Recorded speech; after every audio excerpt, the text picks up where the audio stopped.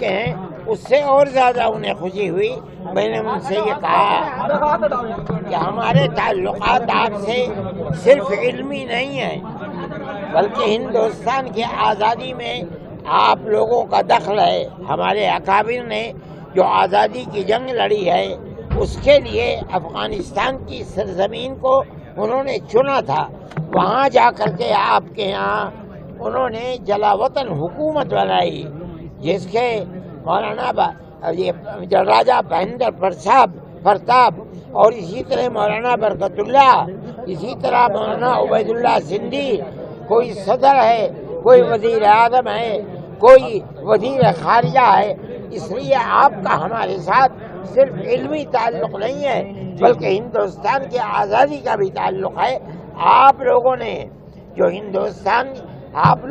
جو جنگ آزادی میں امریکہ جیسی طاقت اور روس جیسی طاقت کو دھول چٹوائی ہے، ہندوستان کے اندر ہمارے اکابر نے سب سے بڑی طاقت جو برطانیہ کی طاقت تھی اس کو دھول چٹوائی ہے. آپ نے یہ سبق ہم سے، ہمارے بزرگوں سے سیکھا اور آپ اس میں کامیاب ہوئے. آپ سے پہلے ہم کامیاب ہوئے تھے. ہماری دعا ہے کہ آپ کی حکومت قائم رہے اور آپ اسی طرح کام کرتے رہے. آپ کو لگتا ہے کہ اس ملاقات سے دونوں ملکوں کے رشتے جو ہیں وہ اور بہتر ہوں گے؟ اس کی دلیل ہے کہ ہندوستان کے وزیر خارجہ نے اپنا سفارتخانہ کھولنے کا اعلان کر دیا. آج اخبارات میں مولانا امیر خان متقی صاحب جو آپ دارالعلوم دیوبند میں تشریف لائے ہیں، آخرکار ان سے کیا وارتا ہوئی آپ کی؟ ہماری بات یہی ہوئی ہے کہ یہ تعلقات آپ دیکھ رہے ہیں اپنی آنکھ سے کہ ہندوستان کے مسلمان کو اور دارالعلوم کو آپ سے کتنا والہانہ تعلق ہے. آپ نے دیکھ لیا اس کو. آپ کس طریقے سے دیکھتے ہیں اس پورے پروگرام کو؟ جیسے ہندوستان تشریف لائے، ہم یہ سمجھتے ہیں کہ دنیا کے ملکوں کے اندر قطع نظر اس کے کہ ان کا مذہب کیا ہے، ایک دوسرے کے ساتھ پیار و محبت ہونی چاہیے. یہ پیار محبت پریزنٹ ٹائم میں جو مسلمانوں کی حالت ہے، چاہے وہ بھارت کی بات کر لیں یا افغانستان میں، کیا ان دو ملکوں میں مسلمانوں کی حالت کو دیکھتے ہوئے کیا کچھ بات چیت ہوئی آپ لوگوں کے؟ نہیں، ہماری یہ سیاسی بات چیت نہیں ہوئی ہے.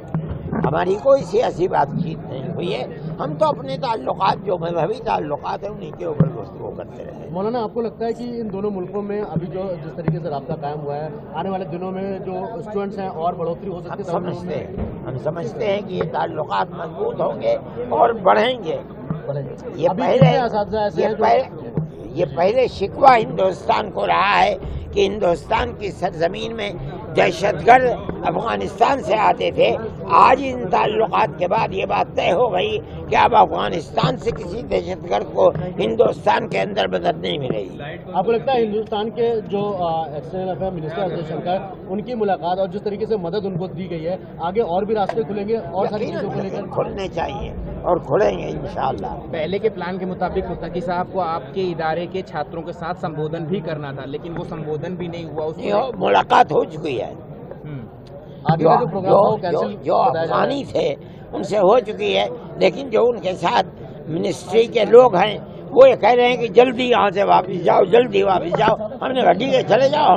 ایسا کیوں کہا؟ میں نہیں جانتا، یہ ان سے پوچھیے، مجھ سے کیا پوچھتے ہیں. لیکن یہ پلان میں تھا کہ وہ عام سمبودھن کریں گے چھاتروں کو. ہاں، لیکن یہ بات انہوں نے سمبودھن یہاں کر دیا. الحمدللہ بہت اچھا سفر ہے اور علماء دیوبند، طلباء دیوبند، بلکہ سارے علاقے کے لوگ آیا ہے.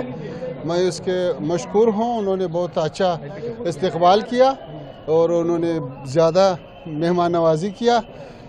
ظاہر ہے کہ علماء اور طلباء کے درمیان وابستگی بہت تاریخی ہے. اس لیے میں آپ حضرات اور دیوبند کا اکابرین اور علاقے کے جو علماء ہے، طلباء ہے اور عوام ہے، سب کا مشکور ہوں. وزیر خارجہ کے طور پہ سر آپ کیسے دیکھتے ہیں، یہ ریلیشن کیسے لے کے جانا چاہیں گے؟ آپ صاحب متقی صاحب آگے کیسے لے کے جانا چاہیں گے بھارت اور افغانستان کے رشتے؟ میرے خیال میں آئندہ میں بہت روشن نظر آ رہا ہے مجھ کو. اس طرح کا انڈیا آنے کا، بلکہ ہم تو ڈیمانڈ کرتے ہیں کہ پورے فل ڈپلومیٹک ریلیشن قائم ہونا چاہیے. طالبان بہت اسٹریٹجک علاقہ ہے بھارت کے لیے، اور چھابار پورٹ بنے گا تو ہم افغانستان میں بہت کچھ ترقیاتی کام کریں گے، اور افغانستان میں بھارت کا پریزنس ضروری ہے.